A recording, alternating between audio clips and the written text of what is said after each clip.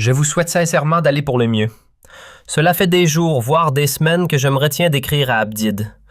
J'ai pris mon courage à deux mains, mais soyons honnêtes, cette lettre n'atteindra jamais sa destination. Pourquoi? Parce que si je l'envoyais par les voies officielles, avec timbre et cachet présidentiel de Mourad jusqu'à Alger, elle finirait broyée dans une corbeille dès que ses sbires verraient apparaître le nom d'Abdamar en expéditeur. Ils la réduiraient en miettes sans même la lire. C'est donc vers le public que je me tourne.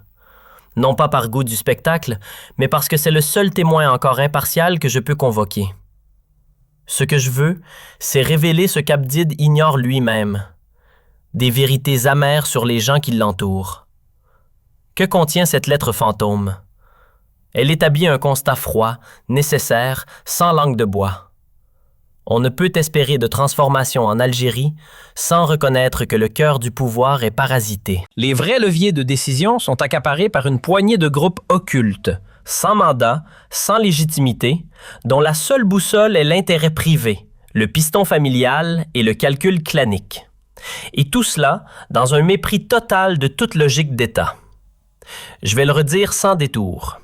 Une poignée de clans discrets, opérant dans l'ombre, ne poursuit qu'un seul but: leur propre survie et leur enrichissement.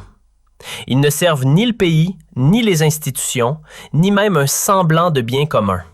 Non, leur boussole, c'est le profit personnel, les privilèges familiaux et les manœuvres de couloir. Ce n'est pas seulement la gouvernance bancale ou l'ossature branlante de l'État qui pose problème. Le vrai nœud du chaos, c'est l'humain. Ce sont ces figures qui gravitent dans la zone très privée du pouvoir et qui, à force de parasiter les rouages, finissent par les détraquer. Le cœur du problème? C'est ce cercle restreint qui orbite autour de son fils préféré, son fils pivot, son conseiller masqué, Mohamed Tebboune. Lui, véritable plaque tournante d'un réseau d'influenceurs en costard, dont certains se servent de leur proximité avec lui comme d'un bouclier magique, voire d'un passe-droit permanent pour contourner les lois, écraser les contre-pouvoirs et garantir leur totale impunité. Il est crucial qu'on ouvre les yeux là-dessus. Et ne vous inquiétez pas, je ne m'arrête pas là. Je vais nommer, décrire et illustrer avec des exemples nets ces individus qui transforment une simple relation personnelle en carte blanche pour l'abus. Prenons un exemple qui, à lui seul, résume tout. Celui d'Abdatif Dukim. Oui, l'ancien journaliste. Vous voyez, pas un prix Pulitzer, pas une plume marquante, même pas un éditorialiste qu'on aurait lu 2 fois. Une carrière plate, sans éclat. Mais bon, peu importe son CV. Ce qui compte, c'est l'avant et l'après-pouvoir. Parce que l'Abdatif qu'on connaissait, celui qui grattait des papiers pour Hamid News, a complètement disparu. Et ce n'est pas une métaphore. Le pouvoir chez lui a agi comme une drogue dure. Ça l'a déformé, intoxiqué, rempli d'obsessions malsaines. Faim de reconnaissance, soif de domination, appétit insatiable de contrôle. Ce qu'il est devenu dépasse la fiction. On parle d'une vraie métamorphose. Mais il n'est pas seul. Il fait partie d'un noyau dur, bien rodé, bien bilé, avec des noms qu'on connaît trop bien. Amin Bazou, Sofiane Gawai, alias Yaja, et Reda Ibziz Adibi. Ensemble, ils ont monté un réseau d'influence surnommé dans les couloirs du pouvoir algérien les 1001. Oui, comme dans les 1001 nuits. Sauf que là, ce sont 1001 manœuvres, 1001 manipulations. Leur mission? Cadrer toute la stratégie médiatique du clan Tebboune. Leur spécialité?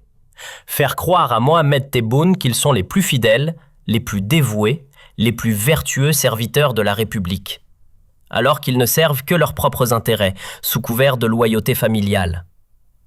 Alors que mijote donc cette fameuse bande des 1001? Eh bien, leur empire numérique est impressionnant, dans le pire sens du terme. Ils contrôlent des dizaines, voire des centaines de pages Facebook, sites web, comptes TikTok, profils X, l'ex-Twitter, et même une armée de pseudo-youtubeurs. Et attention, ce n'est pas du contenu amateur fait dans un garage. C'est orchestré, financé, scénarisé, par eux et pour eux, dans un seul but: bourrer le crâne de l'opinion publique et repeindre la réalité aux couleurs flatteuses du clan Tebboune. Il désinforme, manipule, oriente l'attention comme des illusionnistes. Et pendant ce temps, Mohamed Tebboune, lui, regarde tout ça et croit dur comme fer que ses troupes sont à son service, qu'elles se battent pour son image, qu'elles défendent ses idées. Quelle douce illusion. Mais la vérité est ailleurs. Ces soi-disant fidèles, les Belkim, les Bazou, les Gawai, les Hadibi et compagnie, n'ont strictement rien à faire de l'intérêt public, ni même d'une quelconque morale politique. Leur seul moteur, c'est l'intérêt personnel.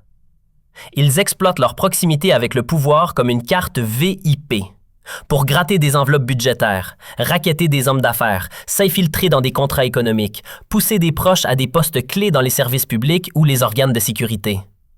Bref, un trafic d'influence bien rodé, maquillé en loyauté. Ne vous méprenez pas. Tout ce cirque, ils ne le montent pas pour la nation, ni même pour le président. Non, ils le font pour eux. Uniquement pour eux. C'est du pur égoïsme déguisé en loyauté. Toutes ces pages, ces comptes Facebook, ces chaînes YouTube aux slogans bien ficelés, ce sont leurs outils personnels de propagande. Et devinez qui paie la note? L'État lui-même. Une partie du budget de la présidence débloquée comme par magie grâce à un coup de fil de Mohamed Tebboune. Mohamed Tebboune, parlons-en. Ce n'est pas un ange, certes, mais ce n'est pas non plus le grand méchant loup qu'on décrit dans les rumeurs de salon. Il est, disons, un peu trop confiant. Et dans ce monde-là, la naïveté est un luxe dangereux. Car autour de lui gravitent des gens qui prétendent le servir, mais qui ne pensent qu'à consolider leur petit empire de pouvoir. Prenez Amine Bazou, par exemple. Un vrai phénomène, dans le sens clinique du terme. On l'appelle docteur, mais attention, il n'a même pas terminé ses études de médecine. Et pourtant, il se pavane comme s'il avait réinventé la science politique. Franchement, s'il fallait lui coller une étiquette, ce serait plus du côté de la psychologie, ou même de la psychiatrie, sans vouloir offenser sa famille que je respecte profondément. La famille Bazou, je l'ai bien connue. J'ai côtoyé plusieurs de ses membres, et croyez-moi, c'est une lignée respectable. Médecins compétents, officiers loyaux, entrepreneurs brillants, bref, une dynastie d'élite, jusqu'à ce qu'un certain Amine vienne entacher tout ça. Grâce, ou plutôt à cause de lui, son propre cousin Salim Bazou, pourtant haut gradé dans les services secrets algériens, a vu sa carrière piétiner. Le poste clé de directeur du centre névralgique de la DGSI, promis, puis envolé. Pourquoi? Parce qu'Amine a traîné le nom de la famille dans la boue. Et pourtant, ce personnage, un ex-étudiant en médecine qui n'a jamais décroché son diplôme, se permet de parler au nom de l'État. Il squatte les plateaux TV pour cracher sur les opposants, insulter le Maroc, parce que, vous le savez bien, c'est la recette magique pour se faire passer pour un fidèle soldat du régime, et ça marche. Tebboune, lui, tombe dans le panneau. Mais derrière les caméras, que fait notre cher Amine? Il s'improvise intermédiaire officiel, usurpe le nom du fils du président pour s'introduire dans des deals douteux, libération de crédits bancaires, bidouillage judiciaire, négociation de marché. Un vrai homme orchestre du piston.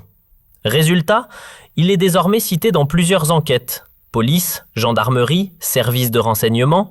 Son nom revient comme un refrain. C'est l'exemple parfait, clair, net, parlant. C'est l'exemple parfait de la manière dont les liens familiaux, à l'origine fondés sur la confiance et l'amitié sincère, peuvent être détournés en levier de combines douteuses. Aujourd'hui, mentionner le nom de Mohamed Tebboune dans une négociation, c'est presque une monnaie d'échange. On s'en sert pour influencer un contrat, pour faire pression sur un appel d'offres ou pour caser un copain à un poste stratégique. Rien de plus toxique. Et voilà ce qu'on ne dit jamais à Abdelmadjid. Il est président, certes, et comme tout chef d'État, il a d'autres chats à fouetter. Il confie donc les manettes à ses proches, son fils, sa famille, pensant que tout roule. Mais le drame, c'est que la vérité ne lui parvient jamais. Quand bien même des rapports sensibles, des avertissements ou des alertes de personnes sincères remontent, il s'arrête toujours avant d'atteindre son bureau. Pourquoi? Parce qu'entre lui et l'appareil d'État, il y a un mur. un filtre. Et ce filtre a des noms. Mohamed, son fils et sa bande. Hamedir, Abou Ambam et les autres. Ils l'ont isolé dans une bulle hermétique. Tout passe par eux.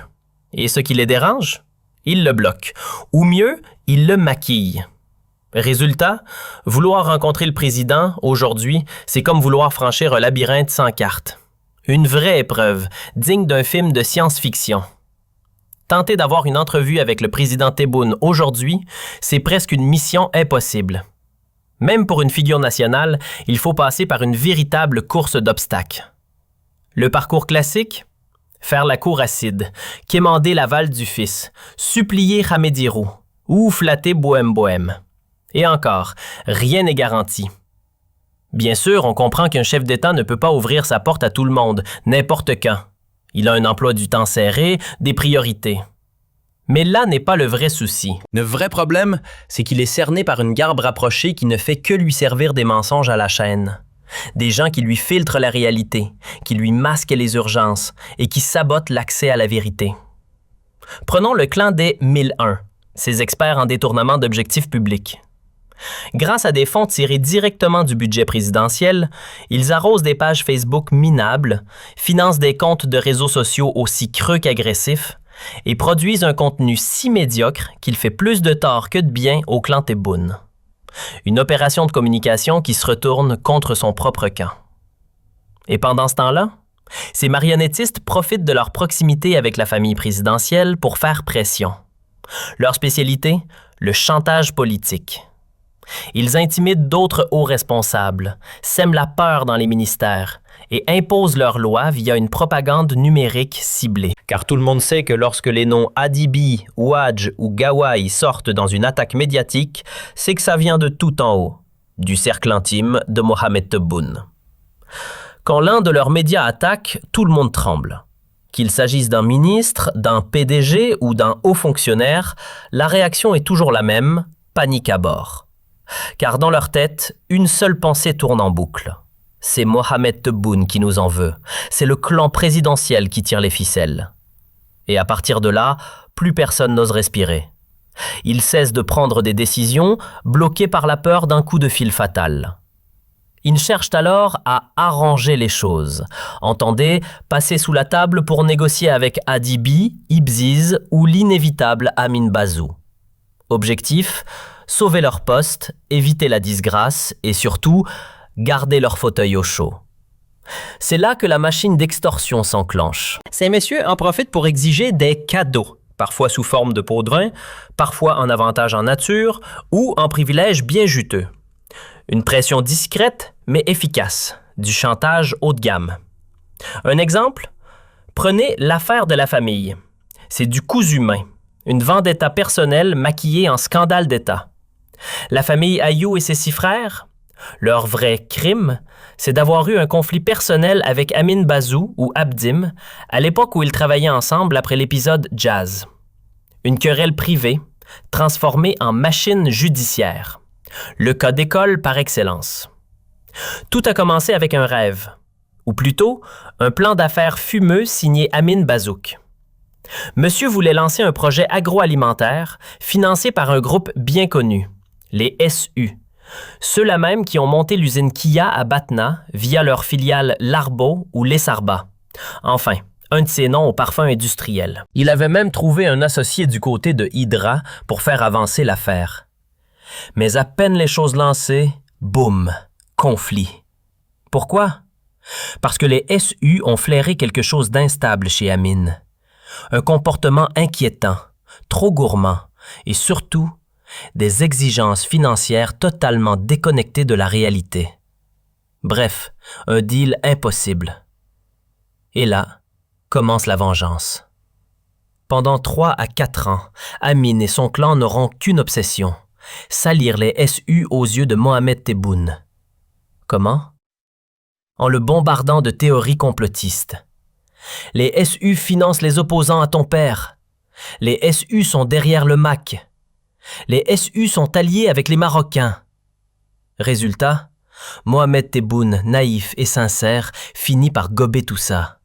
Pire, Il est convaincu que ces accusations sont fondées et pousse son propre père à déclencher une offensive judiciaire monstrueuse contre la famille SU. Ce harcèlement politique habillé en justice se conclut en 2025 par des procès express, des peines lourdes et des verdicts à peine croyables tant il souhaite l'arbitraire. Le couperet est tombé sur toute la famille. Des peines de prison à la chaîne, lourdes et implacables, de 8 à 20 ans fermes. Même les épouses n'ont pas été épargnées. Celle de Ayou, par exemple, 20 ans derrière les barreaux, assortie d'un mandat d'arrêt international. Quant à son beau-frère, WMBM, lui aussi a écopé de 7 ans ferme. Le motif? Un conflit personnel maquillé en scandale d'État. Mais attendez, où sont les preuves concrètes? La justice algérienne dans ce dossier n'a fait que survoler les faits.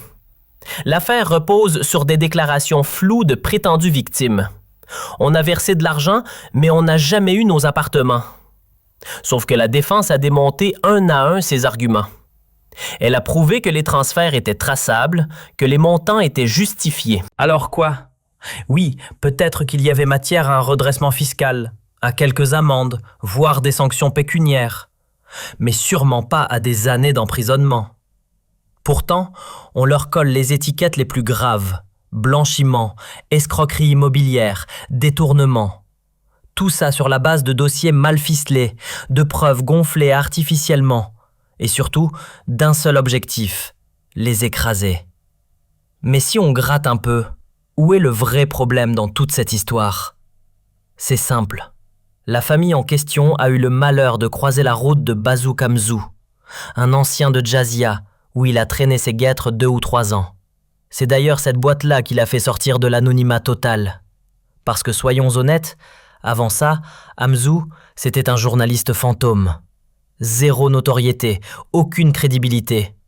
Juste un gars en quête de reconnaissance. Et justement, il voulait grimper. Se faire une place dans les sphères du pouvoir, de l'influence, de l'architecture institutionnelle. Mais voilà, en 2019, la famille qu'il convoitait ne soutient pas le camp Abdid. Et ça ne passe pas. Résultat, une machinerie bien huilée de manipulation s'est mise en route. Créer des tensions, envenimer les relations entre les proches de Tebboune et cette famille-là. Ce qu'on obtient à la fin, c'est une instrumentalisation purement politique de la justice. Fermeture d'entreprise en 2021, procédure en rafale en 2022, 2023 et même 2025. Tout ça sur fond de rancune personnelle entre 2 individus qui gravitent autour du fils du président. 2 amis, 2 collaborateurs, 2 égos blessés. Et un État qui devient leur terrain de jeu. Et là, je m'adresse à toi, Abdid. Comment peux-tu espérer diriger un pays quand ton entourage est un nid de vices, de manipulation et de vendetta privés? Ce cercle toxique te coupe du réel, te forge des ennemis là où il n'y en avait pas et détruit ton image. Même avec les meilleures intentions, ton programme échoue, parce que les mauvaises personnes sabotent ton autorité de l'intérieur. Et le résultat, tu le vois comme nous tous, un mandat qui s'enfonce dans l'échec. Il faut cesser de tourner autour du pot. L'entourage de Tibi est littéralement infiltré par des individus aux intérêts douteux. Des opportunistes sans scrupules, centrés sur eux-mêmes, obsédés par le profit et prêts à tout pour asseoir leur influence. Il faut que cela soit dit et surtout qu'ils l'entendent. Prenons un exemple concret. L'affaire Amlaoui. Malgré des fautes graves et répétées, cette personne est toujours en poste. Aucune sanction, aucun rappel à l'ordre. Pourquoi? Tout simplement parce qu'elle se cache derrière le nom de Mohamed Tebboune. Elle parle en son nom. Et visiblement, ça suffit à la rendre intouchable. D'ailleurs, si je m'adresse à toi, Mohamed Tebboune, c'est parce que je n'ai pas d'autre choix. Ton numéro, je ne l'ai pas. Et même si je l'avais, soyons honnêtes, tu ne décrocherais jamais. Voilà pourquoi je suis obligé de passer par cette vidéo, par ce message public. Et Adja, Madame Tebboune, encore une fois, je le dis avec tout le respect que je lui dois, c'est une femme admirable. Une dame d'une élégance rare, d'une dignité certaine. Nous l'avons confirmé durant nos enquêtes, Hamid et moi. Mais ce qui est incompréhensible, c'est de voir des personnes sans foi ni loi, sans la moindre once de vertu, se permettre de parler en son nom ou, pire encore, au nom de son fils. Comment est-ce possible? Est-ce que quelqu'un surveille encore ce qui se passe autour du président? Le schéma est toujours le même. Des individus comme Hamzou, Iljora et d'autres parasites du même genre exploitent leurs liens, réels ou fabriqués, avec la famille présidentielle. Pour quoi faire? Pour avancer leurs propres intérêts. Pour obtenir des promotions, manipuler les nominations, décrocher des privilèges qu'ils ne méritent pas. Certains vont même jusqu'à bâtir toute une carrière sur le simple fait de connaître quelqu'un chez les Tebboune. Et le pire dans tout ça, c'est que ça marche. Cette infiltration relationnelle est non seulement malsaine, elle est dangereuse pour l'équilibre de l'État. Ce que je veux dire à Abdid, et j'insiste, c'est que tant qu'il continuera à s'entourer de ce genre de profil toxique, tant qu'il tolérera ces jeux d'influence, d'intimidation et de détournement des institutions, alors non, l'Algérie ne pourra jamais se relever. Un pays ne se réforme pas à coups de manipulation et de coulisses mafieuses. On ne bâtit pas un État fort sur les ruines laissées par ceux qui vivent du chaos qu'il provoque. Et ça, il faut qu'ils le comprennent, urgemment. Je lui ai dit, je lui redirai. Et cette fois, je vais poser ça noir sur blanc. Cette lettre, ce message, je vais le publier. Ici, sous notre émission. Et aussi sur toutes nos plateformes, notre page Facebook, notre chaîne YouTube et ailleurs si besoin. Car j'espère vraiment qu'il finira par la lire. Mais surtout, j'espère que Madame Hadja Tebboune tombera dessus. Parce que elle, j'en suis convaincu, elle a encore des principes. Elle a la clarté d'esprit pour reconnaître ce scandale pour ce qu'il est. Et peut-être, elle saura agir là où d'autres se taisent. Et enfin, à bout, je dois aborder un sujet délicat, l'affaire de son fils. J'hésite. Peut-être devrais-je y consacrer une vidéo à part entière. Oui, je pense que c'est nécessaire. Car cette histoire-là, celle du fils de Tebboune, est bien plus profonde qu'on ne le croit. Il y a des éléments qu'Abdid ignore totalement. Je répète, il ne les sait pas. Il y a des zones d'ombre, notamment autour de l'emprisonnement de Gbon en 2018. Des vérités qu'on lui a soigneusement cachées. Des faits que personne n'a osé lui dire.